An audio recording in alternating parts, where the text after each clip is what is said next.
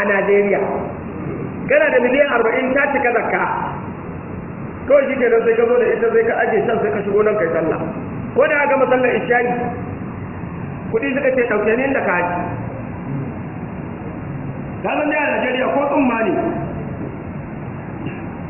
wani sai ya dauka in yaje can gaba ya yadda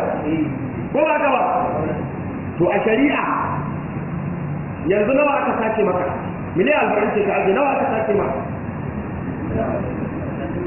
miliyan 40 to ai aka sace maka nan miliyan sai aka sace a'a miliyan 39 aka sace maka mu kuma an sace mana ne miliyan ɗaya ko haka kuke gani shi ma ba haka wai yawwa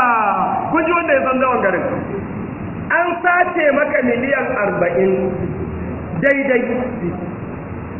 sai ka je kai jinyar satan miliyan 40 da aka yi maka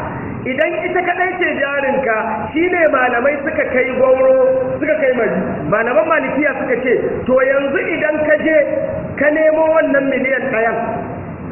ko sai da gidanka ko wani abu za ka biya mu haƙƙinmu shin kai ma yanzu tun da ka zama talaka kana da damar kai ma ka shiga cikin masu cin wannan miliyan ɗayan ko ba za ka shiga ba ku ba da amsa za ka shiga to lokacin da zakat ta tabbata kai ne kudi ne ko talaka ne kudi ne an ce maka ya cika tun kafin a sata kudin lokaci ya cika nizaliyar da gaske ake ba talaka bane lokacin sun riga sun zama ba naka ba sai kai sakaci ka yadda wa mutane saboda sakaci kai amma da ba sakaci kai ba